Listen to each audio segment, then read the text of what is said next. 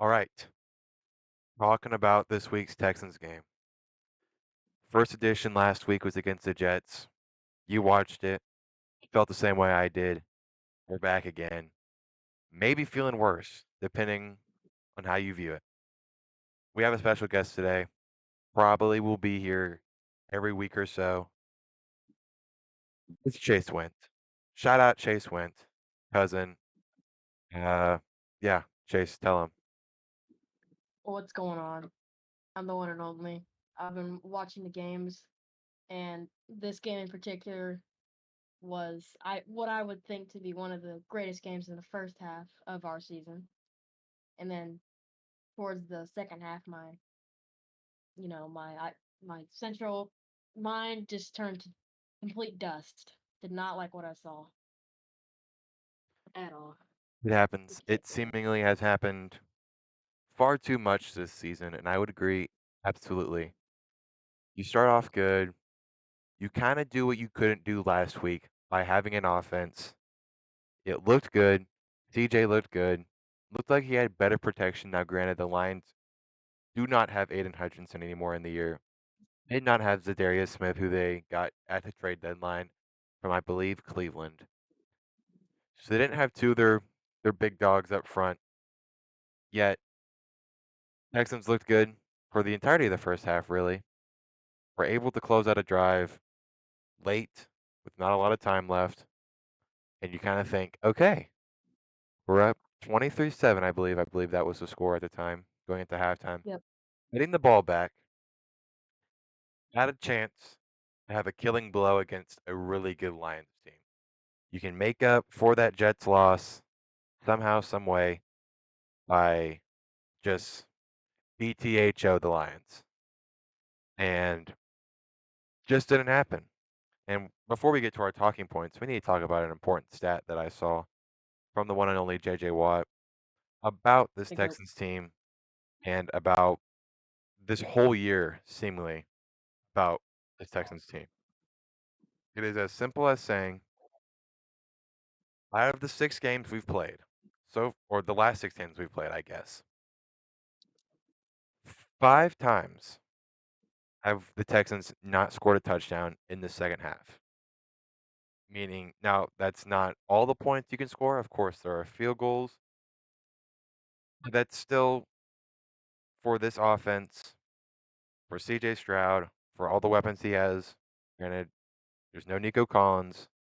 Stephon Diggs is out for the rest of the year, and he's been out for, I think, 2 games now. Tank Dell's there. John Mechie's there. Xavier Hutchinson is there. Joe Mixon is there. Of course, CJ Stroud is there. We have enough weapons to score on offense in the second half when it matters most. And we have done nothing to do it. We have not done it at all, which is unexcusable. Exactly. And on the topic of Joe Mixon, I wanted to add another talking point in here because Joe Mixon did not have a great game. We did not. We'll talk about that. It it's hard to say. Like, yeah, the stats here. I'll pull them up because I have them up here. Joe Mixon this game, 25 carries for 46 yards, 1 touchdown. He also had two receptions, sorry, for 44 yards. And the average for each carry was a 1.8 yards, about two. And he had a touchdown, but at the, at the end of the day, it's hard to blame him because we've been blessed to see him go for 100 yards for like every game he's played. So it's been Exactly. it's been a pretty insane run. But he was frustrated today, which I get. And I don't know if he didn't seem like he had the holes he usually does have. And Mm, that's another talking point which I don't think is on there, but the offensive line has been real bad lately. And terrible, we terrible. just I mean, you go. this game, I definitely saw improvement in the O line because Yes. the Jets game was just entirely terrible in terms of O line. I'm pretty sure CJ Stroud got sacked probably I think 8 times or something, Yep. which is absolutely diabolical because a quarterback like this game, Jared Goff did not get sacked one time. Actually, I think he might have gotten one. I'm not sure, but Look that up. um, that's because they have a great O line, but the Texans just do not have it sorted out. We've had to make so many adjustments with the O line. It's just not turning out how we like it either way. But this game was definitely an improvement, and I'd like to see them build on that in the future. Yeah, and about your point, I'm not seeing sacks, but maybe I can look up Texans defense stats. But it's important to know you had some guys down this year, or not this year, I guess, this game. Nico Collins obviously probably leads that list. You know, I was pumped. I know a lot of people were pumped that we see him get reactivated from the injured Yeah, list. It's his first week being eligible to get off the injured list, and all throughout the week after they activated him, they said, "Yep, it's looking good. Looks like we're gonna have our top receiver and one of the league's top receiver playing a big game in a big time way." And game time comes, and it's not there, and that definitely sucks. And I think it I showed. mean, he, as a lot of people expected, Nico Collins to be one of our winning factors in this game. And as soon as I saw him on the sidelines, no uniform on, just watching, I just got immediately like, like my hope.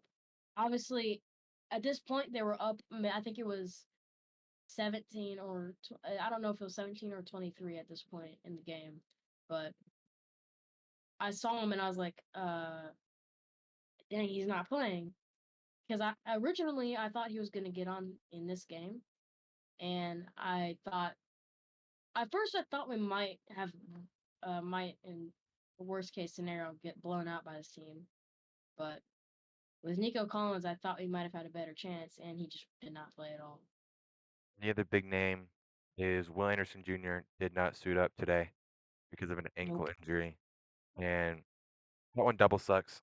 He, oh no, I think where are we? I just saw it. 10 weeks into the season, Texans have played 10 games, and he has had 7.5 sacks, which is I think it's either tied or already more than he had his entire rookie year. So he's been someone that you can lean on this defense, and it's not his fault that he didn't play. He's not, just sitting out because he wants to. He's hurt, and that's a part of the game. This is something you have to accept as a fan, and something you have to accept as a player who plays the game. That injuries happen, and you kind of have to shrug your shoulders and move on, rehab, condition, get better, do whatever you can to get better. And like I said, it happens, and the earth is still going to turn. The boys that are going out there that game still have to go out and ball out. And the defense did. That's one of our talking points, I believe. Defense was great. Second half, they just and I it's hard to blame. They played a fantastic first half, and they had 5 interceptions on the day. That should absolutely Yeah, be more than enough to win a ball game. And exactly. I don't know how many of those interceptions turned into points for the Texans. If I would It say was probably one, I think. I think it might have been one or two. That just can't I happen. think Amari the Lassiter had two, which is first one. yeah, I think it was the first one. Amari Lassiter had two. Now, granted, one of them was on a Hail Mary to end the half, so it's kind of a gimme, kind of not. Had another one on a kind of deep ball by Jared Goff in the end zone, ended up being down at the 1 yard line. That one was big. The defense did its job. It just, it in a bend it or don't break kind of game, they just chipped a little too much, and the armor broke at the end of the day for us. And that kind of leads us to the next point of CJ Stroud looked iffy. If your defense is giving you 5 extra possessions, you have to take them. If it's a touchdown every drive, if it's a field goal every drive, I don't care. It has to be points. And at least a majority of those have to be points. You cannot afford to just the ball back against a team like that and just say, "Well, guess we're not gonna score," and move on. Yeah, I know that's that's not what he's thinking, but can't have it. exactly what I was thinking because 90% of the drives were uh field goals pretty much because they just could not get down into the end zone the entire game pretty much. And that was just something that you just can't do against a team like the Detroit Lions because they're obviously have had and are now having an even better season than they Mhm. already were. And you just can't keep taking those because obviously you got to get the extra points, you got to get the 7, the 6, even the 8 if you want to take two, but field goals are obviously they help, and that's what got us so much in the lead in the first half. But Yeah. it's just Yeah, too in a much. game where, you know, the team that has the most points wins, you have to take advantage of every opportunity you have to get points on the board. And staying on Yep. the track of CJ Stroud looking iffy, there's one throw that's gonna be talked about for a long time because Tank Dell, I don't know if you saw it, but he was by himself entirely. There was I not a know. Yep. soul near him in the end zone I'll or, go like, ahead. at the I'll go one. ahead and draw that out. Yeah. So And he. So CJ Stroud just lobbed the ball. If it's a this bullet is. pass, it's a touchdown, but he just kinda So floats it up. this is. Yeah. Just And yeah, unacceptable. this is the end zone here, and this is this is tanked out here, and I don't remember who the defender was. He was Grayson about Davis. back here. He was on the track of chasing Tank Dell, but he had so much space. But for some reason, CJ Stroud chose to wait till Tank Dell got to about here, and by this time, this guy was already right behind him, pretty much on the track, chasing him, and he throws this super big lobber, and this guy jumps up, interception, If terrible you call, leave and if that you would have been a lead Tank touchdown. Dell towards this corner right here, or towards this back area right here, if you lead him, it's good. If you throw a frozen rope to where he is right here, it's a touchdown. Either one of those 2 ways are touchdowns. A lob is the only way, and pick happens, and CJ picked the lob. I don't wanna call it lazy. Yep, I don't know if it just wasn't good field sense, but sooner or later, uncomfortable conversations are gonna have to be had about CJ Stroud in prime time or in clutch time. He's clutch. We've seen it happen. You look back at last year against the Buccaneers, led that drive. You look back against the Bills, made a good drive. He's had moments. It's just those mistakes, and that's 7. Final score was 26-23 Lions. If you add 7 to that, that's 30-26 Texans. That's a win. We're 7-3, and we're feeling good, getting a good win against a good team. exactly. Not that way. And our next game is gonna be an insanely big game. I'd assume I believe it's Dallas. because the Dallas Cowboys are not having a great season. Obviously, they're doing pretty bad. They are they got blown out today by the Eagles, 34-6, which is terrible. And Bad. this is gonna be a very big rivalry game, and I would like to see it because two It has Texas to be the teams game to against get each other. at this point. You Hasn't can't let that game haven't slip. haven't haven't seen one of these games in a while. So, and also on the trip we're on, our next three teams, who are they? We have Dallas next week, and then who's after that? I don't know exactly, but I know we Dallas have doesn't have Dak Dallas. going. They have either Cooper Rush or Trey Lance. Yeah, Both stink. Cooper, Both are Cooper bad. Rush is one. They do still have Micah Parsons, who against our O line could be a problem. But I just really hope that had at this should have beat the Jets. I won't say that. You could have beat the Jets. You should have beat the Lions, and now you need to beat the Cowboys. If If you beat those 2 teams, the Jets and the Lions, you take 2 losses off, you're 8 and 2. You're 8 and 2. Realistic, I'd say we're 7 and 3. I feel like the Jets, one we can let slide. Lions one was something Jets you could have won, Lions you should have won. So, should be 7 and 3 with a game in Dallas to make it 8 and 3, which is a really good record. But instead now Yeah, and you're fighting to um, become 7 and 4.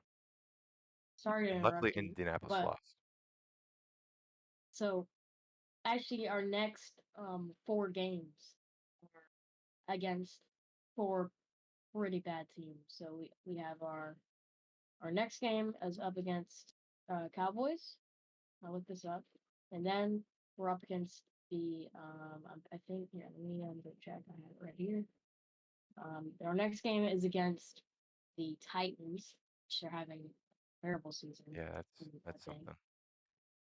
could be an easy game. I'd hope. And Is that in after Houston? that, I'm not sure actually. After that game, we have our game against the Jags. Okay. Oh, sorry, yeah, the Jags, and then we have our game after that up against the Dolphins. That's a variable And schedule. And all these games, and I have a great feeling about these games. I think if I had to predict, I think we take Dallas, we take Tennessee, we take Jacksonville, and we take Miami because all these teams are just not performing to their standards, especially the Cowboys because they did have a pretty good season last year, but they're just not playing good. Dak Pick Scott is throwing terrible. Dak's done. We won't Jackson see Dak. Jacksonville is Yeah. terrible. They're like 1-8 or something like that. He I looked can't kinda good remember. today, but I think they only scored 7 or so. Like, Yeah, he just really falls in the last talking point of Bobby Slowick. Bobby Slowick, so far this game, hasn't put any team away. You let the Lions get back into this game, you're up 23-7 going into the second half. You were up on the Bills big, and you couldn't put them away. Let's see. Let me look at some other scores that we've had. You let's see. So you beat Colts in Chicago, super close. You just blown up in Minnesota.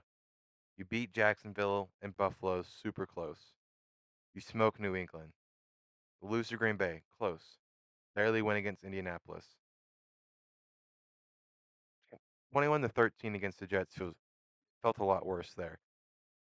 And you lose against Detroit. Bobby Slowick cannot put a team away to save his life. The second half adjustments, when we're up, are just adjusting in the wrong direction. Instead of saying, "Hey guys, exactly. we're going to keep the foot on the gas. We're going to drop as many points as we can." Because I mean, you did it in the first half. You put 23 on the Lions defense in the first half. You did it. It's not like it's impossible to do. You just did it for 30 minutes. Instead of saying, "Let's do that for the next 30 minutes," you get conservative and you say, "Let's just play for a win." Not to play for more points, play for a win. That doesn't work. Exactly. Especially when the other team And is down, they're yeah, going to want to score more. So if you say, "We don't want to score," and the other team says, "We want to score," that's bad news. You can't be conservative. Not with the guys you yeah. have on offense. You cannot have it happen. And Like we said, on it the could cost him his job. yeah, on Bobby Sloak, why are okay? This was something that made me really mad while I was watching the game. In the fourth quarter, when it is, I don't remember if it was 20-23 or something like that. Why are we doing run plays when we're 3rd and 20? Why? Yeah. Obviously, it's not going to work. The Lions have been stopping our run plays pretty much the entire game. We had only like one good run, and we got cheese in a touchdown. And I just, I really just could not understand why you would do that other than to waste the clock. But that's obviously you're not gonna have enough time because there's like still 10 minutes. Why are we wasting the clock when you could be trying to get a touchdown here? There And is one play, sorry to cut you off, in that last drive where Kaimi Fairbairn missed a field goal, a 58-yarder. There was a pretty obvious PI on a 3rd down that wasn't called, which exactly, I did see that. would have changed the That game. was We would have won the game, that undoubtedly. that made me so mad. Okay, I'm gonna write this out for you. This is CJ Stroud right here. And then here's the Lions defender. Here's our guy.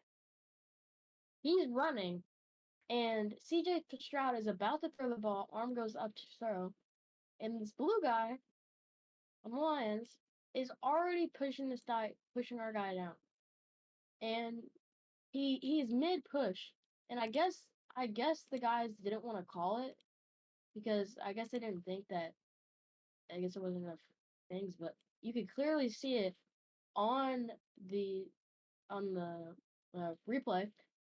He was mid push before the ball even touched him, and that um it was just incompletion because I guess the refs thought that there was a guy here who tipped the ball that might have, you know, caused it to be an incompletion because he thought he was getting the Yeah. ball. But either way, the intended target was this guy, and he pretty obviously got pushed down before the ball even hit him, and Yeah, that would have I'm been a game changer. I'm all for letting the boys play when it doesn't affect the game, like, in that moment is what I mean. Like, if it's the first play of the game and pass interference happens and it's incomplete, you call it or not, okay, whatever. It it doesn't affect the game. It's literally the first play of the game. Nothing bad happened. You move on. That that was first down for us within the 2-minute warning, which would have, 1, gotten us closer to a field goal. 2, would have let us run the clock out to where we can kick the field goal with a second left on the clock, and there was no call. There's no call. Now I get the Exactly. rule, if the ball is tipped, pass interference kinda goes out the window, but I now I haven't seen the replay since I watched the game, but to me, it felt like the guy made contact, the guy on I believe it was Xavier Hutchinson, the receiver. The guy jumped on him before the ball was tipped. So Exactly. that rule kinda doesn't matter in that scenario because it wasn't tipped yet. Pass interference is still in play. And I hate I blaming the I refs because we had plenty of opportunities to win this game before. We had points that we could have scored. We have touchdowns, like we talked about, that we could have scored, and we just didn't. exactly. And I felt like almost the whole game, a lot of people were relying on Jaime Fairburn to make these insane field goals. Like obviously he's a great kicker. He has great field goal percentage and is definitely top of the kickers in the league right now. But if if we can't get that call, then if we would have pushed down even like 10-20 yards, he would have made that field goal. And that would have changed the game. Even if we made that field goal, we would have won because they would have gotten a field goal and we would be up 3 points, or we would have made a touchdown if that pass interference was called. And I just feel like that tip was stupid because the ball seemed like it was still perfectly on track, and it didn't even look like it got tipped. That's Yeah, the ball, I and have this video of this on my phone right here. He the ball is very clear. There's a Alex Anzalone of the Lions is there, but his hand doesn't even go up to block the ball before I can't see the Lions defender's name from here. Whoever's on Xavier Hutchinson jumps on his back before a play on the ball is even considered, and it's not called. And Shout out Bob Kleiman of Twitter or X, I guess. He said, "How is this not called a pass interference? Texans got robbed." So it's not just us saying that. That Exactly. is other people saying that, which is That we're a biased eye, of course, but that's it. that would have been the game changer there. I mean, it was a like crazy chain of events, and I was, experiencing it with the full effect. I was watching it live, and I just could not believe what I was seeing, because when it got to the point at the end, and I was like, well, I don't know if we got this anymore, and when I saw that pass interference and it did not get called, I was done. I mean, all the announcers were like, "Oh, it was tipped and it was tipped." It cannot have been tipped. It was tipped after the guy had gotten the PI. Like he was running with the intention to get the ball, and this Lions defender just jumps on his back. Like that was the game changer. Even like I was so dumb, we would have got the first down and maybe gotten more yards. I don't know because we were just getting cheese the whole game, Yeah, and I was just so mad. And it's a obviously, game-changing call. exactly, and our defense was on point. Like, especially Jalen Petrie, like which is on our talking points. He did absolutely amazing. He made so many great plays, and it didn't matter because our offense was just falling apart in the second half. We just couldn't get anything to work, and that that relates to another talking point, which is Bobby Sloak's job in question. He's just not giving them good plays at all to run because, like I said, why are we doing short passes and run plays on 3rd and 10? Like Yeah, we need to do medium passes. You can't and just at run least the make it ball unless we manageable have on fourth down if great you do go blockers. for it. We had the Exactly. 2 Lions field goals late in the game, the one that tied it and the one that ended up winning it. Both both were good by a hair. If like it was so close you could see the shadow of the ball on the upright. Like it was close, Yeah, especially that last one. but it's one of those things where if it's good, it's good. It doesn't matter if it's close, it doesn't matter if it's right down the middle. If it goes for the uprights, it's 3 points. So I mean, it was there. We let it slip through our hands. And last talking point, kind of end on a positive note. Jalen Petrie, dot dot dog. The stats today, I have them pulled up right here. He had 6 total tackles, 2 solo, 4 assisted, and had a pass breakup that ended up being an interception by Henry To'oTo'o. Was it? No, it wasn't. Sorry, excuse me. It was a pass breakup that was intercepted by Jimmy Ward, which I believe that was the one that ended up in points. I think it might have been Yeah, 3. that was our first one. That one I think that was for I 3. think Jared Goff threw it, and then our one of our guys bobbled it, bounced it in the air, Yeah, that was and Jalen then Petrie who broke it up. yeah, and then Which I think it was supposed to be like a screen the pass guy, or like a swing pass or it was something like that. It yeah, was going to the right. He was there. He's a dog. He was all over the place tonight. And his what was it? Last year? Might have been last year. Boy was getting burnt over the top, I feel like, every time. And this year he's been better. And I think this game kind of was a game to show us, hey, he's still got it. He's still here. This guy is good. Mhm. The defense stutter. The defense is good. And it's young. Will Anderson Jr. obviously, Yeah, like we said, didn't play tonight. He's young. Kalen Bullock, yeah. great defender. I believe he had a pick today. Kamari Lassiter, great defender.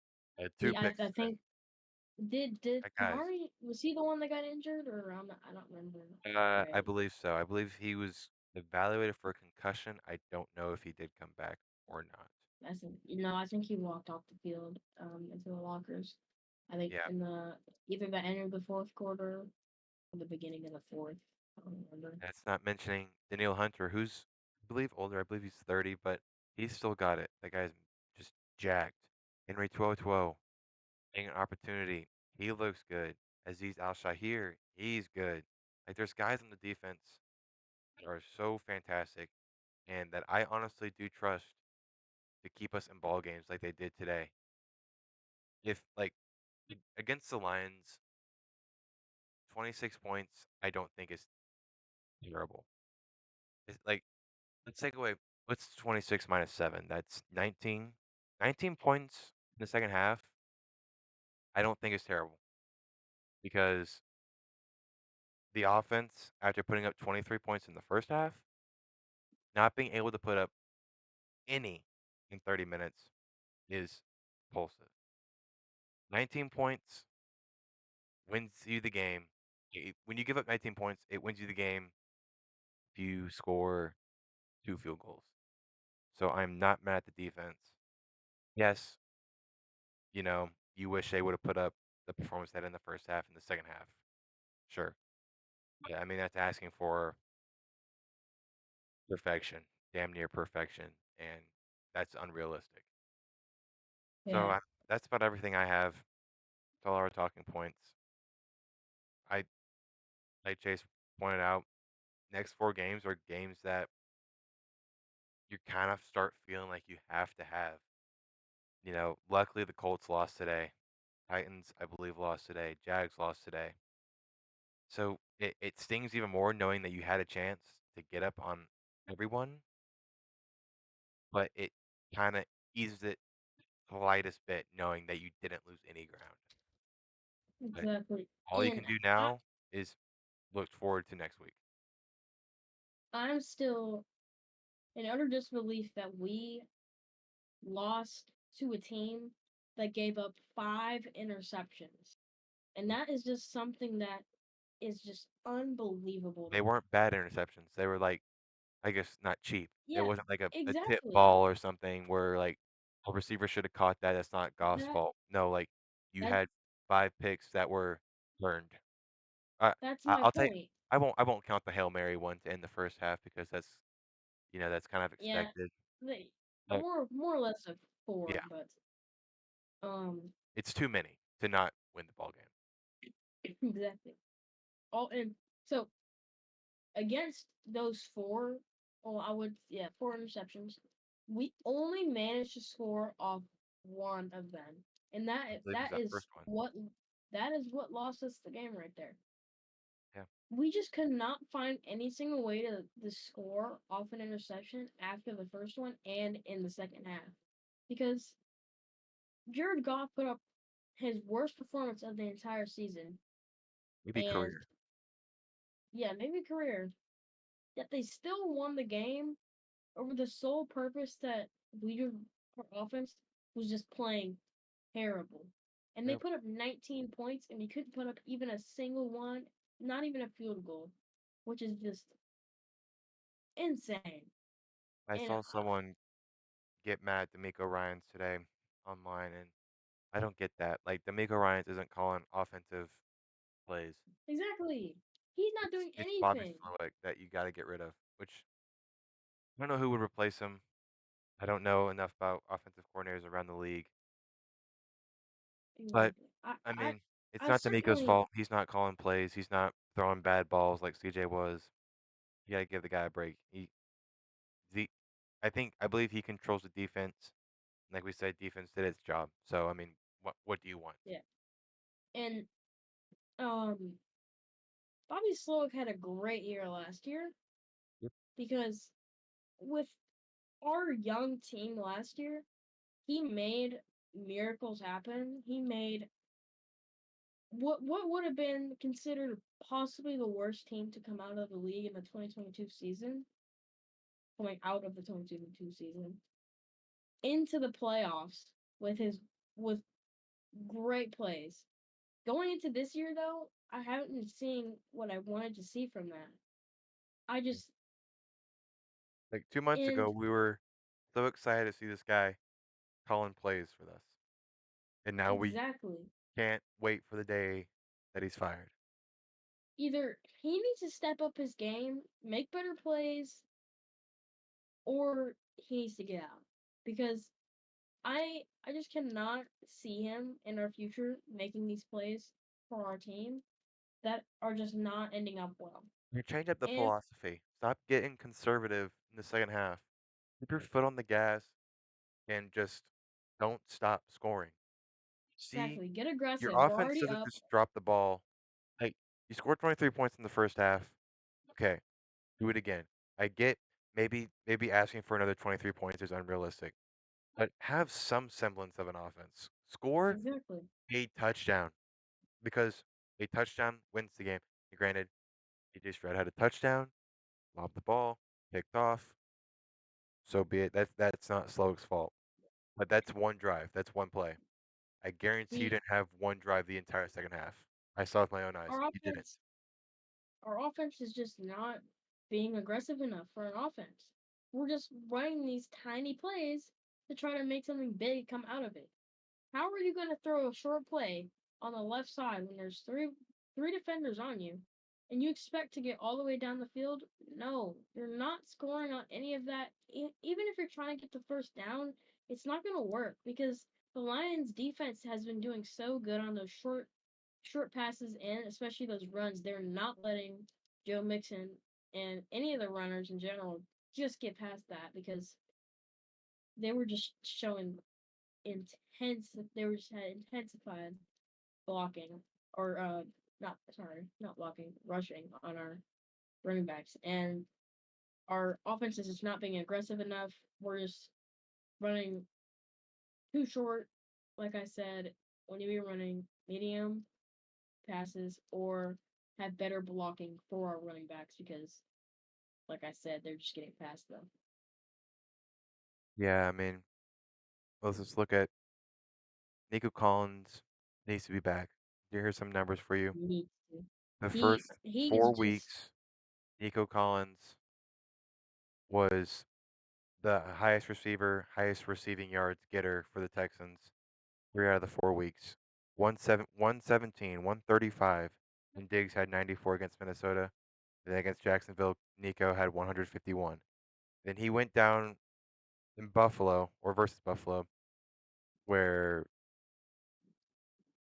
one receiver has been over 100, and it was Tank Dell in a losing effort against New York with 126. Once Nico needs to come back, and we're wrapping it up. We're rambling at this point, but Texans started 5-1 on the year. One loss being to the Minnesota Vikings, who have been good. I believe they're 7-2 after today, so they've been good, and kind of just fell off at this point. 1-4 in the last 4 weeks.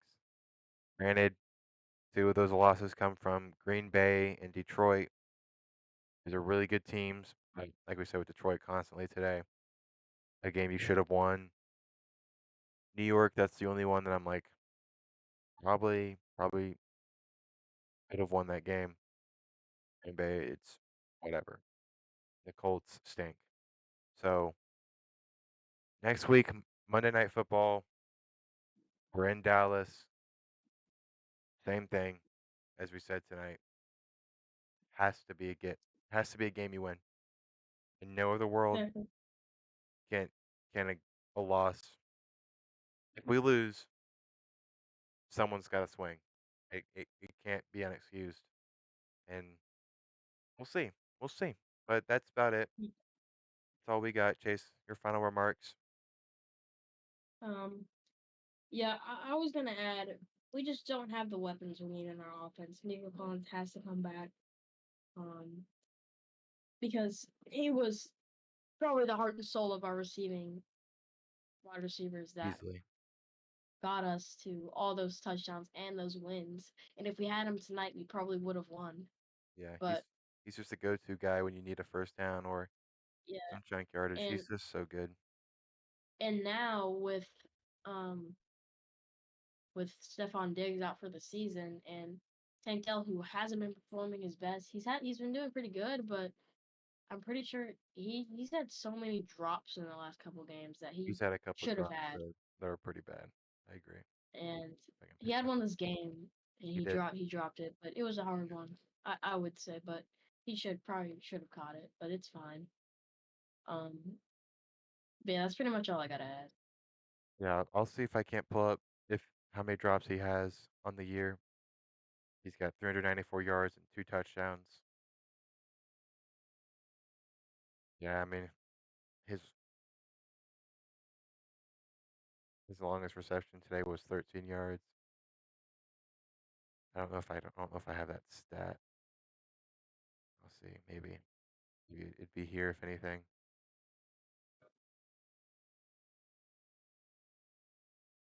I don't think so. Yeah, I don't think I have it. But that's all we got this time around. I'll probably be back either Monday or Tuesday next week talking about that game. Yeah, that's that's all I got. Catch y'all next time. See y'all. There you go.